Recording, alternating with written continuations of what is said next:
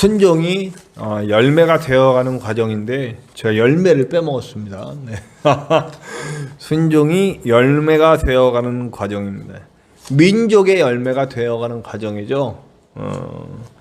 이삭이 하나님의 볼 받는 이유에 대해서 오늘 뭐라고 얘기하냐면 아브라함이 나에게 순종했기 때문이다. 하나님의 명령과 계명과 율례와 법도를 지켰기 때문이다. 부모의 순종이 자녀에게 영향을 미친다라고 하는 것을 알 수 있죠. 네. 그래서 사실은 우리가 많은 걸 물려주는 거 중요합니다. 뭐 물질을 물려주고 권력을 물려주고, 네, 교회도 물려주고, 네, 그렇게 하시죠, 다들. 네. 그런데 교회를 물려주고, 교회를 왜 제일 먼저 얘기하죠? 자, 교회를 물려주고 물질을 물려주고 권력을 물려주는 것보다 정말 귀하게 물려줘야 할 것은 뭐냐면 하나님과의 관계를 물려줘야 한다. 하나님과 좋은 신앙의 관계를 물려주는 것이 가장 중요하다는 거예요. 오늘요 보면 사실은 계명과 율례와 법도 이런 얘기는 신명기에서 쓰였던 단어예요. 그러니까 아직 창세기에는 어떤 하나님이 주신 십계명도 없고 주신 율법도 없어요. 없는 상태에서 계명과 율례와 법도를 얘기한다는 건 뭐냐면 이건 앞으로 이 민족이 받아야 할 계명과 율례와 법도를 암시하는 거죠. 그러니까 여기에는 어떤 의미가 담겨 있냐면 계승의 의미가 담겨 있는 거예요. 아브라함의 순종과 그 하나님과의 좋은 관계에 대한 그 의미들을 이삭에게로 계승하였다. 그리고 그 계승이 복이 되어 열매가 되고 있다라고 하는 것을 이야기하고 있는 겁니다. 그러니까 여러분, 우리는 사실은 우리 지난주에 우리 민족의 형성에 대한 이야기를 제가 좀 했잖아요. 그래서 이삭에게로 그 신앙의 전통이 물려짐으로써 이제는 어떤 신앙의 공동체가 되었다. 그러면서 제가 민족의 형성 과정에서 상징적인 숫자가 나타난다고 말씀드렸어요. 12 아들, 12 그래서 이삭 아니었죠. 이스마엘이나 이런 다른 사람들의 12이 되었다라고 하는 얘기가 그건 뭐냐면 민족이 형성되었다. 그런데 그들의 12은 규모, 또 실력, 힘 이런 것들로 인해서 만들어진 공동체라는 거예요. 그래서 누구는 뭐에 능하고 하면서 그렇게 아들들의 이름을 낼 때 어떤 힘과 실력 이런 것들을 써놔요. 근데 우리 이삭의 아들 12명에는 그런 특징이 없어. 오직 뭐만 있냐면 그들이 어떻게 하나님을 섬겨야 할지에 대한 이야기만 있다는 거예요. 그 얘기는 뭐냐면 이스라엘의 민족의 형성, 이스라엘이 12이 되어서 야곱의 12아들이 지파를 만들어 갈 때 힘이나 규모나 어떤 그런 실력이나 이런 것이 아니라 하나님과의 관계, 그 신앙이 기본이 돼서 만들어진 민족이라는 거 잊지 말라는 겁니다. 그러니까 아브라함의 그 신앙이 이삭에게, 야곱에게 그리고 12아들에게 잘 물려줘야 한다는 것을 이야기하고 있는 거죠. 그러니까 이스라엘의 근간은 신앙인 거예요. 이스라엘이 세워진 기초는 신앙 위에 세워졌다는 거예요. 그러면 우리 다음 세대에게 진짜 물려줘야 될 것은 물질도, 실력도, 가업도, 교회도 아니고, 네, 교회를 꼭 집어서 얘기하는 이유는, 네, 교회도 아니고, 뭐냐면, 하나님과 내가 맺었던 그 귀한 은혜의 관계, 깊이 있는 사랑의 관계를 우리 자녀들에게 잘 넘겨줘야 한다 이 얘기입니다. 그것이 정말 중요하다는 거죠. 이로 말미암아 하나님과의 그 좋은 관계가 이제 그 민족이 되었을 때 그 민족 안에서 서로와 서로에게 끈끈한 관계를 맺을 수 있다는 거예요. 하나님과의 끈끈한 관계는 그 민족 사이에 그 민족의 공동체의 어떤 기본 개념이 기본 인형이 돼서 하나님과의 좋은 관계가 우리 서로에게 지파가 지파 간에, 지파 안에 사람과 사람 간에, 민족과 민족 간에 그렇게 좋은 관계가 맺어져 있는. 그리고 그걸 넘어서면 어떻게 됩니까?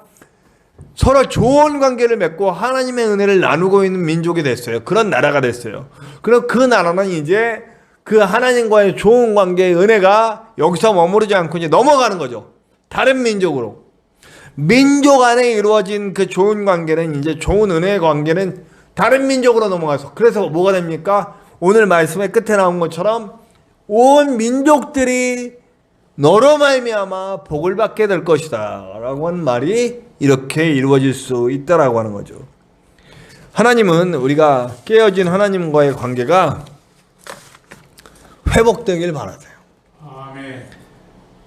아브라함은 그 회복의 관계를 차근차근 이뤄갔다는 거예요.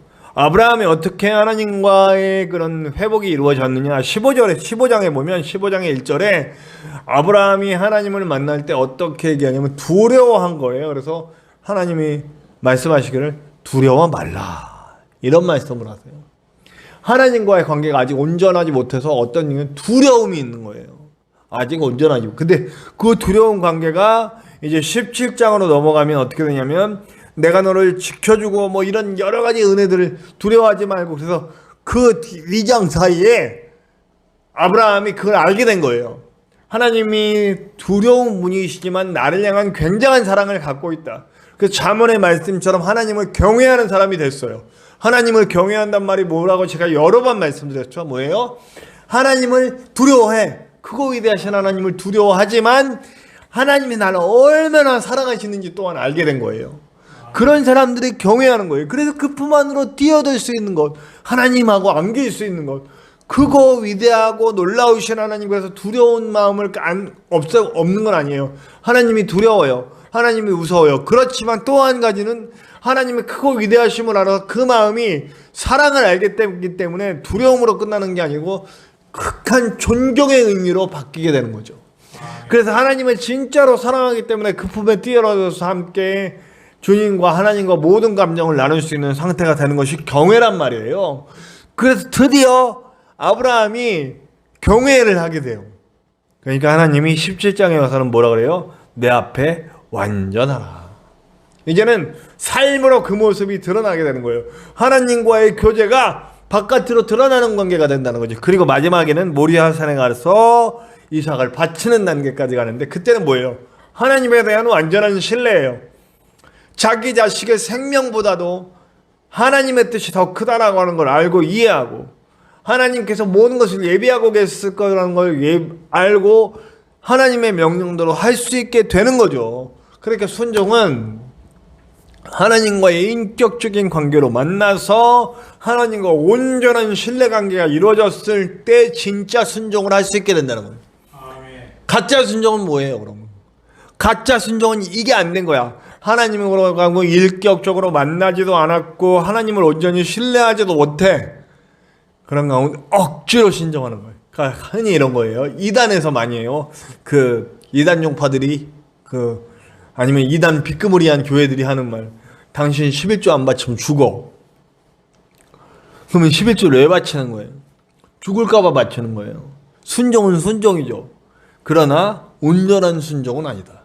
하나님과의 만남, 하나님과의 깊이 있는 감정의 어떤 그런 이 감정과 감정이 만나서 막 그냥 너무너무 사랑하는 마음에서 드리는 게 아니라 내가 죽을까봐 드리는 거잖아. 그게 무슨 하나님과 아무 관계도 없어. 그건 그냥 나의 육신의 안위를 위해서 하나님께 렘을 바치는 거랑 똑같다는 거죠. 11조의 진짜 의미는 뭡니까? 우리 목사님도 그랬는데 어떤 목사님은 인터넷에서 보니까 11조 절대 바치지 말라 그랬다. 네, 저도 일부분은 동의합니다.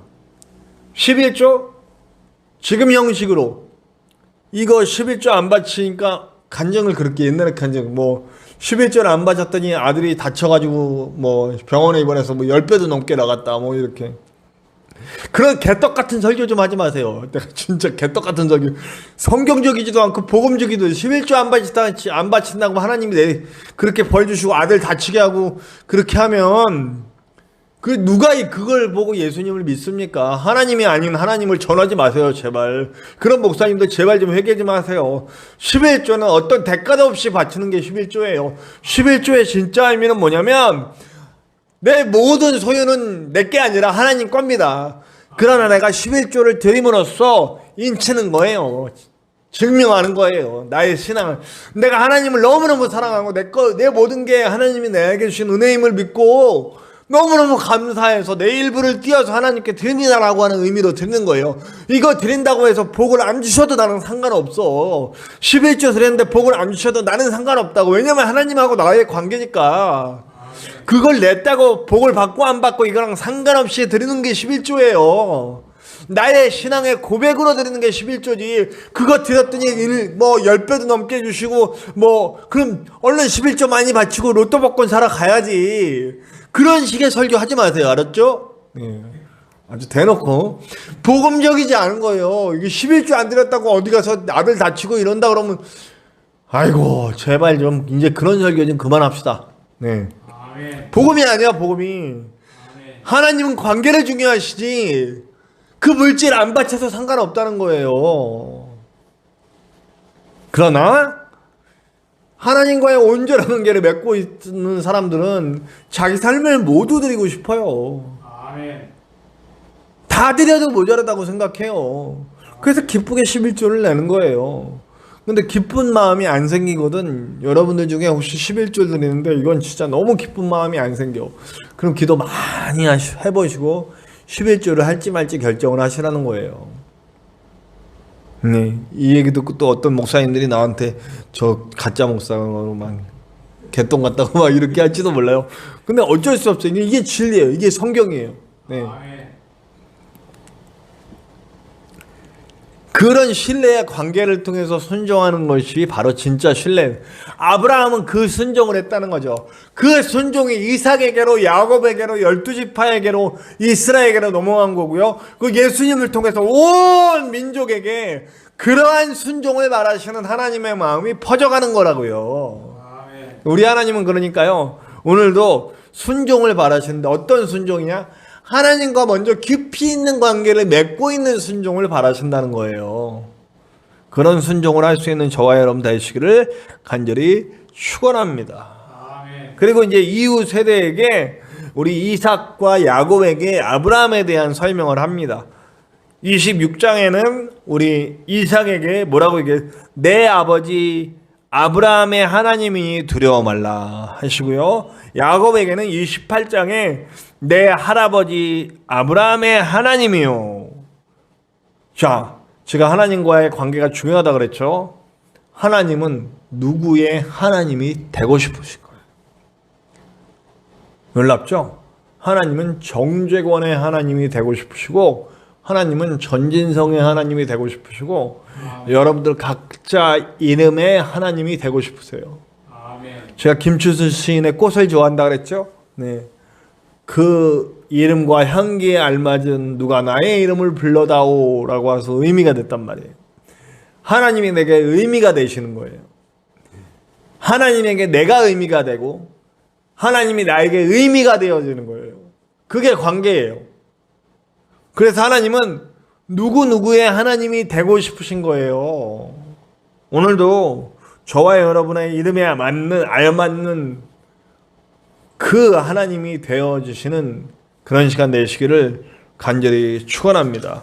오늘도 정죄권의 하나님, 전진성의 하나님, 또 여러분 각자 이름의 하나님이 여러분들의 이름을 불러주시는 시간 되시기를 간절히 축원합니다. 그래서 사실은요, 진짜 회복이 이루어지는데요, 아브라함과 하와가 잃어버린 게 뭐예요? 일단 땅을 잃어버렸어. 자기 땅 에덴을 뺏겼어요. 그래서 땅을 잃어버려요. 그 다음에는요, 중요한 거예요. 하와가 아기를 낳는 고통이 심해졌어요. 아기를 낳는 고통이 크게 더해졌어요. 전에는 어땠어요? 아기 낳는 게 쉬웠어요. 아프지도 않았고요. 그냥 슉슉슉슉 아무 고통 없이. 자, 이게 무슨 말이에요? 자녀들이 무수히 많이 만들어질 수 있다라는 얘기예요. 그래서 우리 창세기에 기록되지 않은 말씀 중에 이렇게 기록되지 않은 내용이지만 우리가 내용적으로 파악해 볼 때 가인이 그 하나님으로부터 신방하는 땅을 유리하게 됐을 때 뭐라고 얘기하냐면 사람들이 나를 만나면 나를 죽일까 두렵습니다 라고 하는 얘기가 있잖아요. 그 사실은 가인과 아들 아벨 말고 수없이 많은 자손을 이미 낳았을 수 있다는 거예요. 그러니까 상징적으로 가인과 아벨만 얘기한 거지, 하와가 아기 낳는 고통이 크게 더하지 않았을 때 이미 많은 자손들을 낳았을 수 있다는 거예요. 이건 내가 추측이에요. 성경에 안 나와 있기 때문에 이거만 진리다 이런 얘기는 아니지만, 어쨌든 그만큼 생육하고 번성할 수 있는 그런 모든 토대가 만들어졌었단 말이에요. 그런데 그게 깨졌어. 생육하고 번성이 어려워졌어요. 이제 우리 큰일이에요, 여러분. 그죠? 우리나라 큰일이야. 왜요? 한 명도 안 나. 출산율이 한 명도 안 나는 지경에 이르렀어요. 한 가정이 한 명을 안 낳아. 결혼도 안 해요. 이제 이 땅에 사람들이 없어지게 생겼어요. 그러면 이제 어떻게 해요? 열심히 낳고 계시는 저쪽 회교, 이슬람교 분들이 또 유럽을 그렇게 막 쳐들어가 난리치고 있듯이 이 땅에도 그러지 말란 법이 없어요. 안타까운 일이죠. 가정이 파괴돼. 우리가 사실은 출산율 저하되는 이유가 뭐예요? 애 낳아서 키우는 게 어렵기 때문이에요. 애 낳아서 키우는 게 너무너무 힘들고 어려운 과정이기 때문에 그게 싫어서 안 낳고 있는 거잖아요. 이 얘기는 뭐냐면, 태초에 하나님은 아기를 낳아서 키우는 것이 너무 행복하고 너무 즐겁고 일이 아니야. 그건 너무 우리의 행복이었어요. 근데 우리가 그 행복을 뺏겨버렸다는 거예요. 자식을 낳고 기르고 양육하고 자손을 번성하게 하는 일이 기쁨이고 행복이었는데 그게 이제 고통이 되어버렸잖아요. 잃어버린 거예요. 후손을 잃어버린 거야. 이거 잃어버려. 그 다음에 세 번째, 그리고 가정이 파괴되고 서로 집착하고 막 이렇게 되는 관계가 되어버렸죠. 사실은 하나님이 만드신 태초의 세상은 정말 아름다운 가정, 행복한 가정 만드는 거예요. 그 다음에 축복이 없어져 버렸어. 땅이 저주를 하고 저주와 저주가, 축복의 단어가 없어지고 복을 비는 단어가 없어지고 저주가 막 들어왔어. 땅이 저주를 받고 사람이 저주를 받고. 아브라함은 그것을 하나하나 회복하고 있었다는 거예요. 자, 순종의 결과에서 지난 시간에 우리가 함께 나눈 말씀이 있죠. 하나는 지난 시간에 했어. 땅을 드디어 얻어요. 막벨라구를 가짐으로써 땅을 얻었어. 그리고 아브라함이 12장에서 부르실 때 받은 약속이 땅을 주실 거고, 그 땅을 주실 거고, 큰 민족을 이룰 거고, 너로 인하여 만민이 복을 받게 될 것이다 하면서 모든 회복의 선언을 하신 거죠. 그래서 땅을 얻게 되고 큰 민족을 이루게 되고 그리고 모든 이들의 복을 나눠주는 백성이 된다라고 하는 이 말씀을 주시는 거예요. 그래서 순종의 결과 하나님은 당신의 이름을 걸고 말씀해 주시고 확약해 주시고 약속을 확정해 주신다는 거죠. 22장에 보면 내 씨가 대적의 성문을 정복할 것이고 내 씨로 말미암아 만민이 복을 받게 될 것이다 라고 하는 선언을 해주시는 거예요. 땅을, 내 씨를 통해 자손에 대한 얘기를 하시고 성문을 정복을 위해 땅을 회복할 걸 예언하시고 약속해 주시고 만민이 복을 받을 것이라는 것을 통해서 땅과 후손과 복에 대한 모든 회복이 이루어질 것이다 라고 하는 것을 이야기해 주시는 거죠. 약속은 드디어, 그리고 이삭을 통해서 이제 이삭의 얘기가 3장밖에 안 나오는데 그 3장 안에 모두 다 들어있어요. 그 얘기가 땅의 회복과 후손의 회복과 그리고 복의 회복이 다 이루어진다. 땅은 막벨라굴이고요. 그리고 후손을 얻게 되는 건 리브가의 결혼이고 그리고 아들을 낳는 얘기고요. 그리고 마지막은 복으로 가득한 일들이 일어나요. 무슨 일이 벌어지냐면 다른 데는 다 기근이 나서 난리인데 이삭은 땅만 팠다 하면 물이 나와. 다른 사람들은 다 물이 없고 난리인데 이삭은 팠다 하면 물이 나와. 그리고 그 물이 또 뺏겨요. 뺏기는 과정에서 그게 저주인 것 같지만 사실은 뺏기는 과정은 다른 이들에게 물을 막 주는 거잖아요. 내가 파서 물 나오고 주는 거야. 물 나와서 주고 물 나와서 주고. 이런 일들을 그리스도인들이 하게 된다는 얘기입니다. 자, 순종의 결과가 열매로 맺어지는 과정이 바로 이거예요. 예수 믿는 사람들이 이런 일들이 일어나야 된다는 거예요. 예수 믿는 사람들에게는 땅이 회복돼야 돼요. 우리가 명료한 우리의 영역을 확보하고 우리의 영역에서 우리의 그 복음을 전할 수 있는 영역이 확보돼야 되는 거. 그 다음에 아름다운 자손들이 많이 태어날 수, 그것이 고통이 아니라 행복이 되어지는 일들이 일어나야 돼요. 그리고 마지막으로 복이 우리 안에 넘쳐나서 우리가 우물을 파서 남에게 나눠주는 일들이 막 일어나야 돼요. 그것이 하나님과의 온전한 관계에서 자발적으로 하나님 너무 좋아서 드리는 순종의 열매로 만들어진다라고 하는 겁니다. 부디 저와 여러분이 그런 아름다운 순종의 열매를 맺고 그것이 대대로 넘쳐나서 하나님이 약속한 것들이 회복되는 저와 여러분들 되시기를 간절히 축원합니다.